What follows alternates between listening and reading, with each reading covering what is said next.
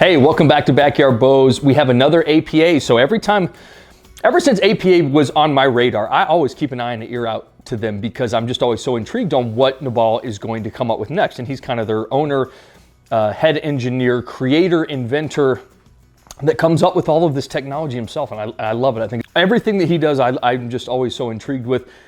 Function, to me, it's in-field function. So a lot of you might look at this and think like, oh, some of this is unnecessary, but if you think about the why, the kind of reason behind the product and why it was created, I think it makes a lot more sense for in-field function and technology. In case you are 7-8 miles in somewhere, either self-hunt or paid hunt, whatever it may be, some of this can save your hunt. And I think that is the whole idea. And then also on top of it is, let's say you have 20 different items that you're gonna put in a pack, you can kind of throw half of them out and they come on the bow. So, and we'll touch on all of that. So I'm gonna do a little honorable mention of all of the different technology on the bow just because I think it's worth it. If you're new to the channel or new to APA, I think it's worth mentioning. But if you would like a little bit more in-depth review on some of this stuff, I've done 3 other bow reviews on APAs, including the King Cobra, some other Black Mambas. Watch those, and I think I go a little bit more in-depthly into some of this, but we'll at least touch on all of it today. And every time I do one of these, I make a ton of notes. I go over everything and I still seem to miss something because there's so much. So BlackMambaPro, okay, this is just something that this is brand new to this year, has 3 different new technology features on it from years past. First thing I thought was a very similar design. He sticks with a very similar design and kind of keeps adding to what he has already come up with. So let's do the specs. 31.5 inches axle to axle, 6-inch brace height, 3.9 pounds. Now that is an honest 3.9 pounds.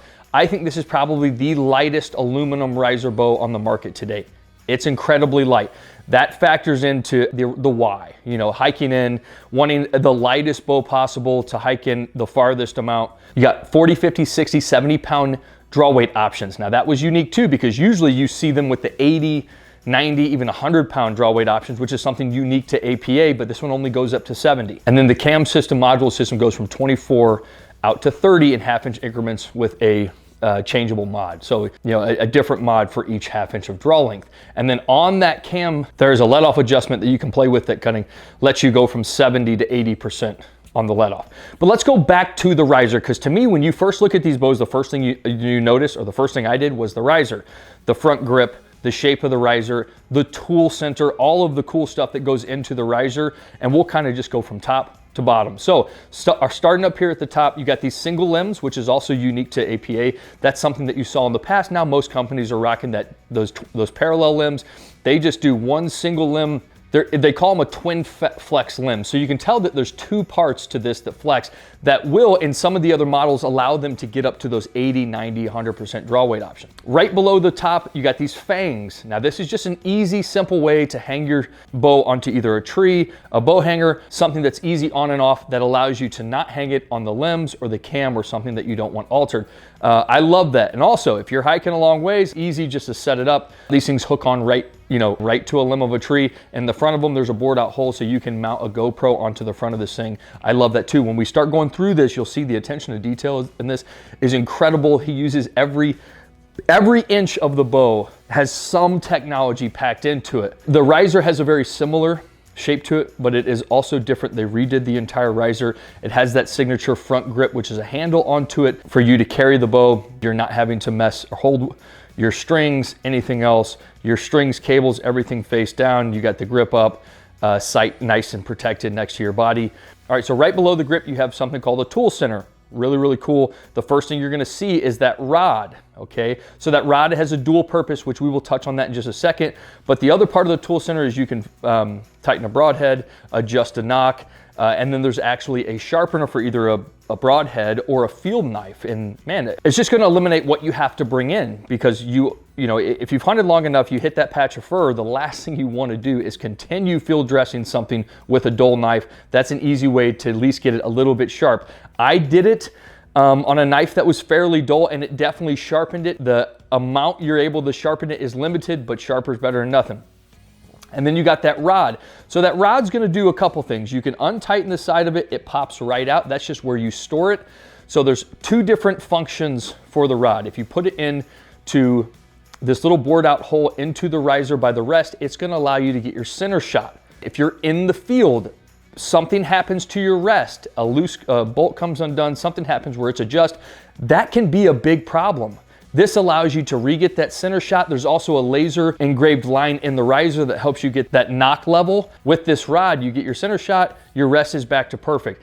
I think that's a really unique feature. You can also take that rod, repress the bow up here, okay, and stick it through the cam system underneath the limbs to kind of repress those strings, which allows you to change your strings and cables out if something was to happen in field. So what he's always told me is that, man, you take a separate set of strings and cables with you, so you already have them on you. If something was to happen, get snagged on a tree, something breaks, falls off, even just your peep, you know, you need to rechange your peep, something, repressing that in the field where you're at with no press, I think that's a valuable thing. Like, you're looking at it from that scenario really deep into the mountain somewhere. Okay, and then something new to the riser, which again, you've seen it across the board. I just call it a short stop stabilizer from the original one that I saw, but man, this little stabilizer here right on the front, kind of lowering that center of gravity, helping and dampening the bow. This also, now this is the first new feature of the 3 to this year. They call them the Pro Connect technology, which is 3 things. One of them, you have a quick disconnect system on your stabilizer here and on this bottom stabilizer. So it allows you to have a quick disconnect system with any stabilizer. You take out this little screw on the side, you then immediately, your regular stabilizer allows you to just make it into a quick disconnect that slides off just like any of the others would, okay? But it doesn't have to have that attachment piece. It's already built into the bow, allows you to have any stabilizer, top and bottom. You can position this one down low like we've talked about it. I actually love the way the bow feels without any stabilizer added on, but you have 2 of those, one top, one bottom, that allows you to take any stabilizer and make it a quick disconnect. I love that. The other Pro Connect technology piece that they added on is in the sight. So I just have a normal sight mounted onto the side, but it allows you, and I'll show you with this CBE Engage that we had on there, it allows you to like kind of regress that dovetail into the riser, not as much as the bridge lock technology or some of those things that we've seen, the Picatinny rail, but it does get it nice and snug to get your inlining of all of your accessories to kind of help balance out that bow, but it puts it right into the riser, which is nice. You can mount the mounting system on the inside, slide that dovetail right through there, and again, kind of pushing everything as center shot as you can get it. So you got this Magpul QD sling here, okay? They actually have an attachment piece top and bottom. It's really cool. All you do, push that into the top, push that into the bottom. Now you got a sling to carry your bow. Such a simple and easy thing when you think about it, but man, you can tell that he's always coming up with the next thing. I love that. That's really cool too. Again, just for that long hiking purpose. Something else, there's 2 other things that I've mentioned in the past that don't come on this, but that are options that APA throws in there. One of them is a new bow winch from last year. So it's a bow winch that's built into the riser. Again, one less thing that you got to carry into the field. And the other is a multi-position balancer, which mounts onto the string stop. It's a very, very small piece that you can move forwards and backwards and left and right to help you kind of offset the accessories and kind of help balance your bow. It's a really small back bar stabilizer, okay? Minimalizing what's on the bow, what's hanging off of the bow. Love that too. And every time I get one of these bows from APA, I always have him put this Twister 360 on there, which is again, his riser, his design. But I've come to love that rest more and more. Something that's really unique and cool about it is that when it goes up and it has this torque-free anchor. So if you go right into the front of that riser, there's a little button top and bottom where you can anchor that rest in there.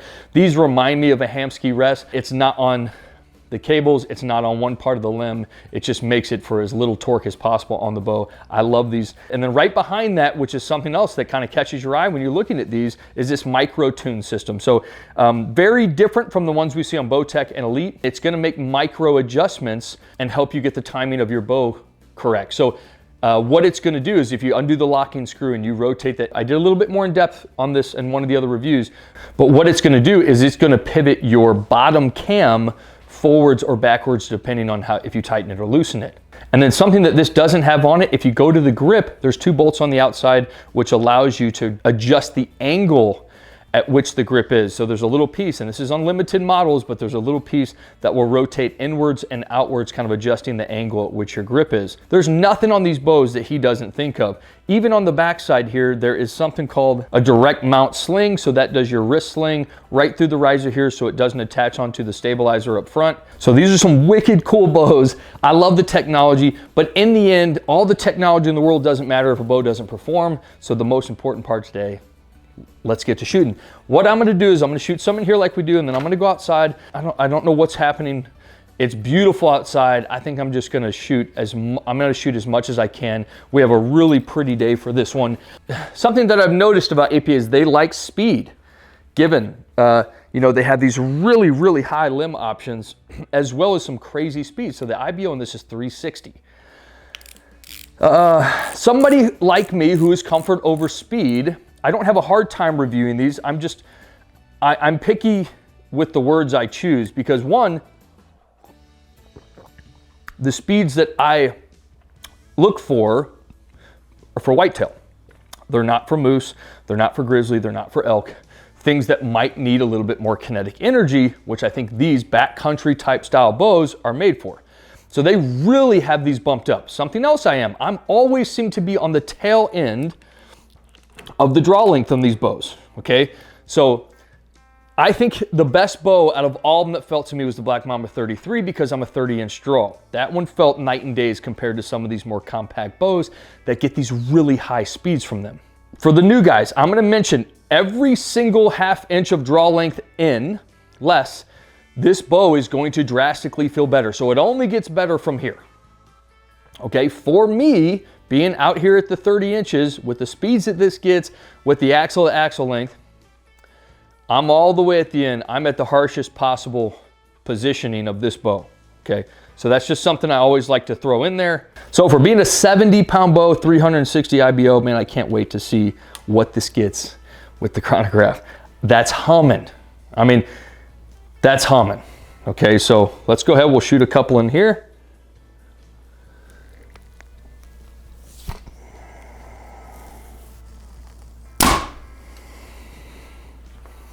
Okay, so first thing, this thing wants to pull forward to me naturally.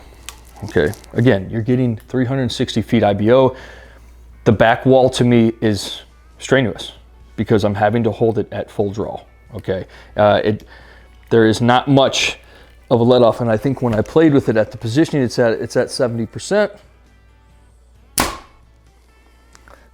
Okay, but I will mention, for it being kind of a consistent tension at the back wall, it balances fairly nice. The bow actually balances okay, and this one, getting the speeds that it gets, probably has the least amount of feeling in the hand of any of the ones that I've shot.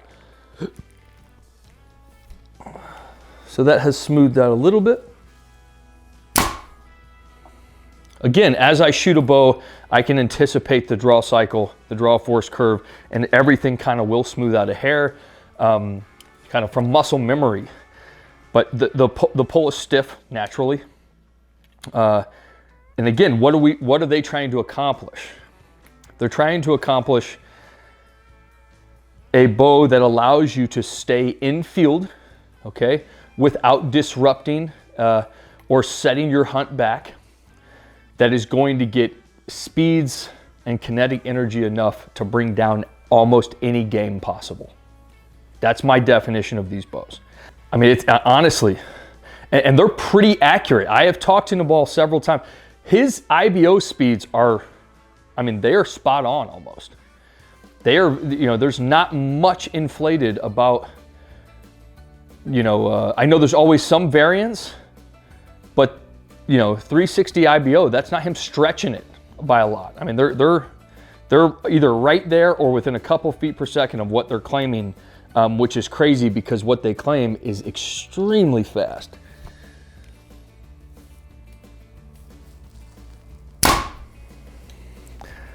I mean, I love the Twister 360. That's a really cool rest. Again, reminds me of a Hamsky. Back wall, it's a conscience thing. I don't think, we'll see with the full draw stall. That's like the the defining moment of all bows, which I'm never ever excited about the full draw stall with these, just because of how it kind of feels at full draw to me, being with that long draw length. And again, I don't think it's not going to be the quietest bow, but I'm excited to see what the speeds. I'm excited to see what the speeds are going to be. Let's do one more. I want to say, even though it's stiff, it's linear. It's fairly linear. It's a nice stiff pull from front to back. It kind of lets off a little bit, kind of pops at the very end, lets off. But again, when I was playing with the let off, I could make a little adjustments here, trying to get that let off where I wanted it, but it's linear. It's a nice linear pull. So let's step outside and we'll sling a whole bunch. All right, so if you like light and compact, you can't get much lighter and compact than this. The Black Mamba 28 that I did, that was too compact for me. This, I feel like, is gonna perform out here a little bit better. So here we go. We'll run our little backyard 3D gauntlet. We'll shoot at everything. We'll start here on the porch. We got a bore at 25.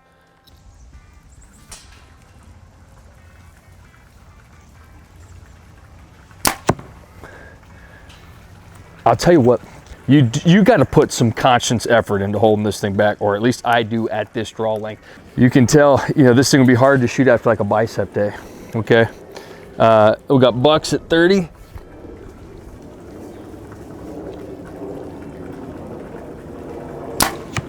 I can tell you this, I'm gonna use that top pin probably all the way out to 40 yards. This thing is humming, absolutely humming. It's gonna have to get 300 or damn near close to. Let's go quartering to me.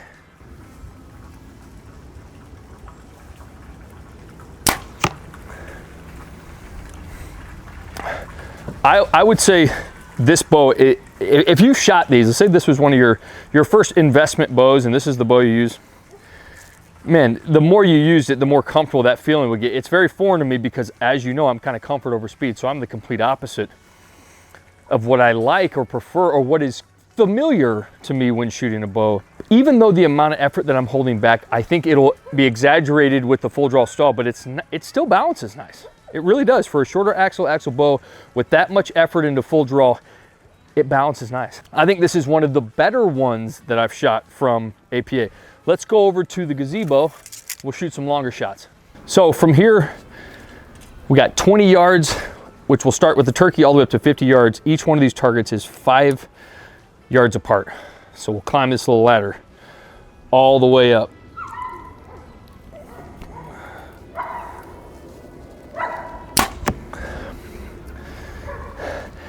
These are going to be hard to pull out of these targets. Sometimes when a bow's this fast, these things get wedged in there. And we'll go coyote at 25. Thank God it's December and as cool as it is today.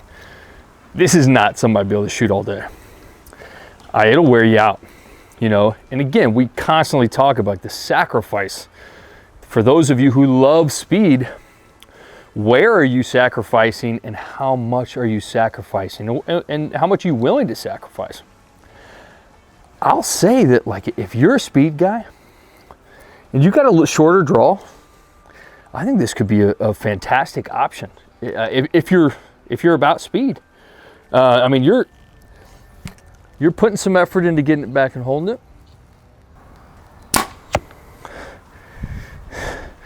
It's kind of like the strain that it gives you. I mean, I'm not having a hard time down and down. The pins aren't moving a whole bunch. It's just strenuous. So again, I think with the shorter draw length, which I've mentioned a couple times, I would love to be able to mix up my draw length and have the frame that could shoot this at like 28, 27 and a half.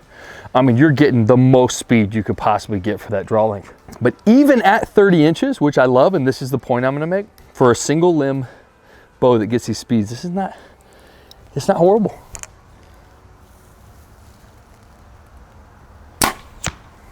You know, I mention this all the time too, like some bows you can just pick up and just naturally, right from the beginning, you shoot well with them, you know. And I would say this one, I would have to change a couple things. I practice a good amount with it, but I would have no issues taking this in the field. I'm telling you, I'm still using that top pen. We'll go bare 40 yards.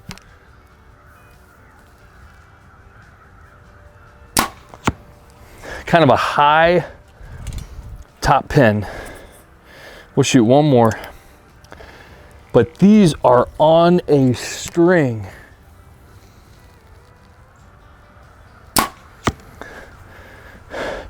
I also think, and I'll show you the next one I draw back, you'll probably see it naturally in the full draw stall that we're gonna do.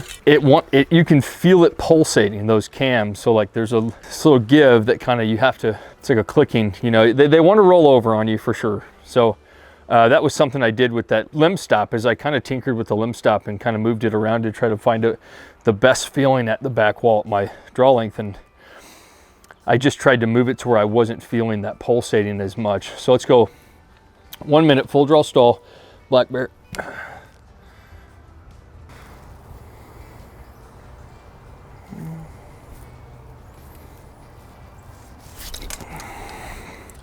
So if you relax the slightest bit, it will turn over on you. And a lot of the times it's not, you cannot stop it.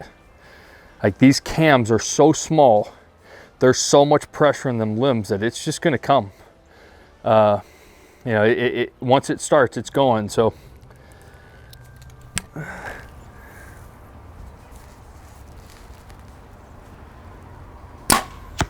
I don't even think I could do, I don't even think right now, I don't even think I could do a minute and hit that bear. And again, so that test is for longevity and stability, and how the bow will kind of counter and balance itself. Any bow you hold for a really long amount of time, it's going to start wavering, some quicker than others. I would say in a scenario where I'm shooting with under 10 seconds, I don't have a problem. Anything over that, this will move on you very quickly. And then you have the possibility of it coming back down like it just did. So usually I just get past this bonus shot on that kicking buck quartering to me at 45 for the film, but I've been adding it in the last couple weeks, so we'll add it in today. I think now at 45, I'm finally gonna switch up my pens and use that second pen. It's crazy, these arrows are on a string.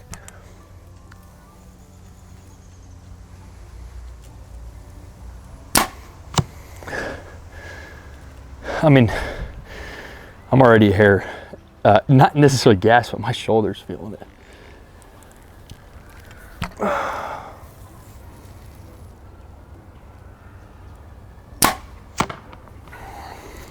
Honestly, I am impressed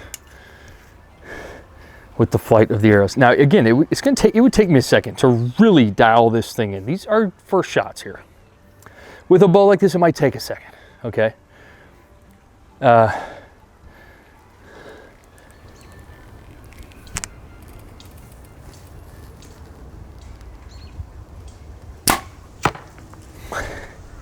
Every shot though, if you're paying attention, you can make little counters here and there, and naturally this is gonna have a little bit of torque on it with the amount of, you know, strain that's going into this bow. But again, I'm gonna point out for the last time today, this bow for me at 30 inches, 70 pounds, the axle to axle length, all of this, you know, this particular setup, I'm at the tail end. So everything below it, less poundage and less shorter draw length, it's gonna get better and better and better. Okay, but not even at my setup right now am I like disappointed. I mean,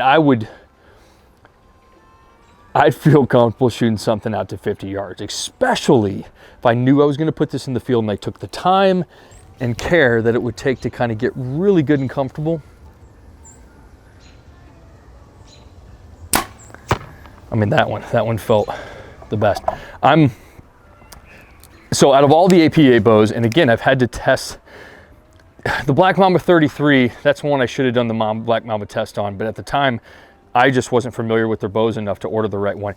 If you have a longer axle to axle, so any 29.5 and above, 29 and above, I'd even say, I'd go with the 33 Black Mamba, for sure. Anything under, I think out of the three bows I've tested, this is probably the one that I would go with, especially with the pack technology that they're kind of putting in this year.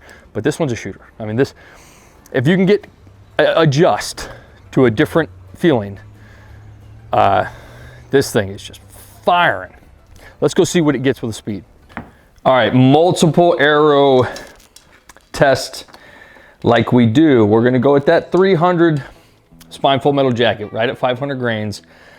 As you guys know, my speed that I am looking for is 280.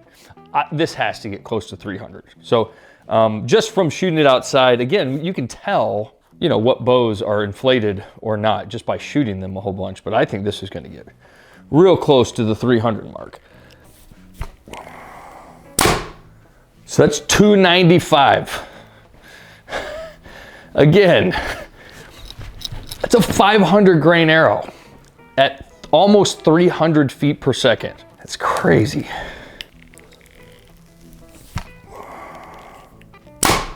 $296. Okay, that's incredible.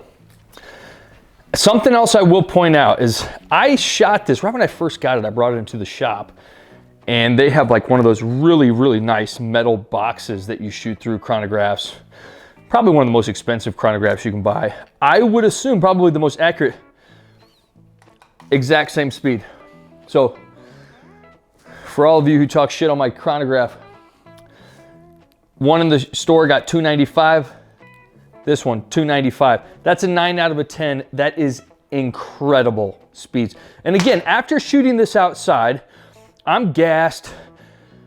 It got harder and harder as I shot, but if you are going to shoot one shot and you need them speeds, you're getting them. I mean, this thing, you are getting them, and this thing performs very well. You know, again, it's gonna get, so, and also I love mentioning this too, is if you're a shorter draw length, you're 24 and a half, 25 and a half, you're still gonna get some awesome speeds out of this. And that's like the other, you're gonna get some incredible speeds at every draw length. So now let's go 440 grain arrow. That's 313 feet per second. I'm gonna say there's a lot of guys out there that hunt with right around this grain, which I talk about all the time.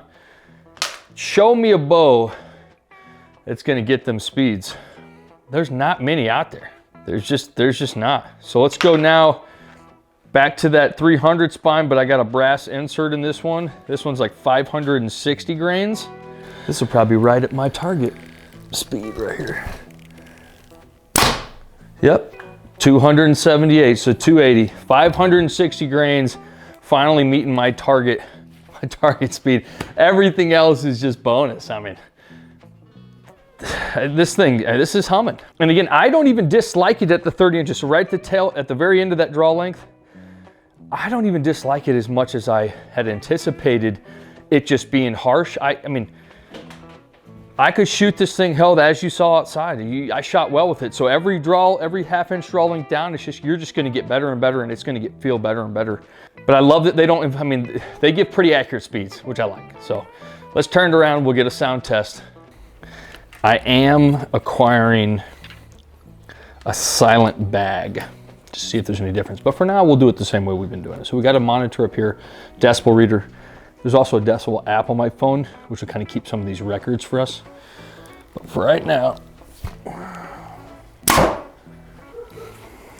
that is a solid loudest bow we've had in here, I believe.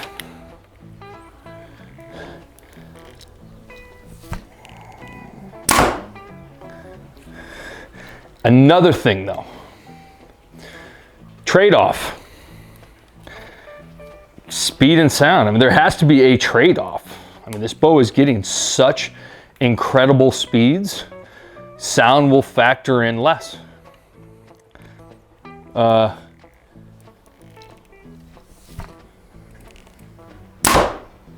So right at 95. Now that's definitely the loudest bow we've had in here, I believe. I'd have to go back and look in the app, but most of the bows with the, you know, that are getting more speed, they're gonna be a hair louder. It's incredible what some of the companies can do with bows that get really, really great speeds again, right in that 280 range, that are as quiet as they are.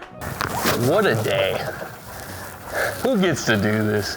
Oh man, I had seen APAs like a long time ago and thought like, oh, I'll never get to shoot one of those. So just remember that. They do have this test drive option where you can test drive it.